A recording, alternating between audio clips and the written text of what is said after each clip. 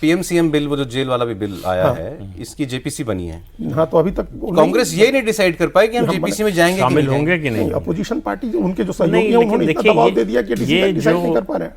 Cross voting की बात है, किसने किया, किस पार्टी के सदस्य ने किया, कौन लोग थे, ये इंपॉर्टेंट इशू है। लेकिन मेरी नज़र में ये आज के संदर्भ में जो मुद्दा बनाया था कांग्रेस पार्टी राहुल गांधी ने, वो ये दूसरे नंबर पर आता है। आपने क्या मुद्दा बनाया कि ये लड़ाई संघ बनाम संविधान है। सबको मालूम था कि जो नंबर है उसके हिसाब से जो एनडीए का कैंडिडेट है वो जीतेगा, उसमें कोई शक नहीं था। बात मार्जिन की थी। अगर जितना वोट आपके पास था या जितना एनडीए के पास था उसमें आप 2 वोट कम कर सकते, अपने 2 वोट बढ़ा पाते, तो ये आपकी एक तरह से मॉरल विक्ट्री होती कि देखिए हमने आपके किले में सेंध लगा दी। वैसे वो अभी भी क्लेम कर रहे हैं मॉरल विक्ट्री। तो नहीं तो तब आपको क्लेम करने की जरूरत नहीं पड़ती, हो ही जाता, साबित हो जाता कि एनडीए अपना घर जो है सुरक्षित नहीं रख पाया।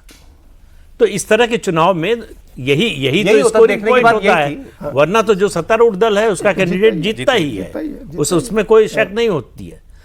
और आपने मुद्दा जितना बड़ा बनाया तो ये नतीजा तो ये बताता है कि इसका मतलब कि संविधान हार गया, संघ जीत गया।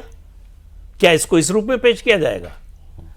तो इस तरह का मुद्दा इशू बनाना ही क्यों, जिसका नतीजा पहले से मालूम है। विचारधारा की लड़ाई है, मतलब विचारधारा हार गई। अब विचारधारा कहां से आ गई जहां नंबर से तय होना है। और उस दिन जैसे हम लोग बैठे थे, उस दिन कह रहे थे कांग्रेस के नेता कि राष्ट्र की लड़ाई है। बताइए, राष्ट्र की लड़ाई है और राष्ट्र हार गया। ये चिट्ठी सर, ये जो सीआरपीएफ डीजी की चिट्ठी है, ये बड़ी इंपॉर्टेंट है क्योंकि ये इससे जुड़ रहा है ये, क्योंकि हमने वो मलेशिया गए हुए थे। अच्छा, उस वक्त सब ब्लेम कर रहे हैं। अब तो मीडिया तो पहला टारगेट हो जाता है कि भाई कहां से आ रही है तस्वीर, कौन खींच के तस्वीर मलेशिया से भेज रहा है, कौन जासूसी करवा रहा है। इतने फेमस तो है ही नहीं, कोई फोटो खींच के भेज देगा, या इतने भी नहीं है। नहीं, हम जब ये बात करते लोग कहते हैं कौन, कहां से आ रही है फोटो, ये किसने खींची फोटो। हम भी यही कह रहे थे भाई, अगर इंडिया का leader of opposition Rahul Gandhi बहुत चर्चित चेहरा है, वो स्कूटी चलाते हुए कहीं दिखेंगे तो भारत का तो कोई भी व्यक्ति पहचान लेगा ना, तो फोटो खींचेगा। उनकी स्कूटी चलाती फोटो आ गई, लाइन में खड़े फोटो आ गई, तो पूछा जाने लगा कि भाई ये तो कोई जासूसी करा रहा है। मुझे लग रहा है इसीलिए ये जानकारी आई है अब बाहर। सीआरपीएफ की डीजी सिक्योरिटी ने चिट्ठी लिखी 10 तारीख को, मतलब कल, राहुल गांधी और खड़गे को कि अपनी सुरक्षा को लेकर गंभीर नहीं है, सुरक्षा प्रोटोकॉल का उल्लंघन करते हैं। 9 महीने में 6 बार विदेश यात्रा हमको बताए बगैर की, हमारी येलो बुक के प्रोटोकॉल का उल्लंघन है। विदेश जाने के लिए 15 दिन पहले बताना होता है, ये इन्होंने हमें कोई जानकारी नहीं दी। ये Rahul Gandhi Z+ security with ASL सुरक्षा कैटेगरी में आते हैं। ASL होता है एडवांस सिक्योरिटी लाइजन।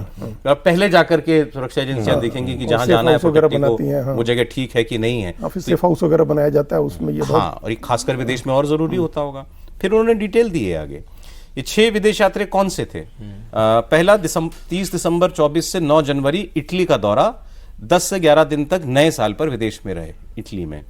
12 मार्च 17 मार्च को इस साल वियतनाम गए, 17 से 23 अप्रैल को दुबई गए, 11 से 18 जून को कतर गए, दोहा में थे, 25 से 6 जुलाई को लंदन गए, 4 से 6 सितंबर को मलेशिया गए। इस्लामिक देशों में पूरा डेटा। अच्छा, अब ऐसे लगा इटली तो ननिहाल है, इटली तो अलग है, बाकी दोहा, इटली, वियतनाम, दुबई, दोहा, लंदन, मलेशिया, ये नहीं। लेकिन मुझे अगर ठीक याद है तो इस तरह का जवाब हाउस में राजनाथ सिंह जब गृह मंत्री थे उन्होंने भी दिया था, जब ये एसपीजी प्रोटेक्टेड थे। केवल इन्फॉर्म नहीं करना होता, किसी भी सांसद को देश के बाहर जाने के लिए परमिशन भी लेनी पड़ती है। किससे? सरकार से, विदेश मंत्रालय। एनी एमपी, कोई भी एमपी किसी पार्टी का हो, जो डिप्लोमेटिक पासपोर्ट इस्तेमाल करते हैं, डिप्लोमेटिक पासपोर्ट यूज कर रहा है, लाल पासपोर्ट जिसके पास। आप सरकार के पासपोर्ट पे जा रहे हैं, नहीं तो फिर बिना परमिशन के तो इमिग्रेशन नहीं मिल सकता इनको। नहीं मिलना चाहिए, नहीं मिलना चाहिए, नहीं जाने देना चाहिए, एयरपोर्ट पे रोक लेना चाहिए, लेकिन ये सब होता नहीं है।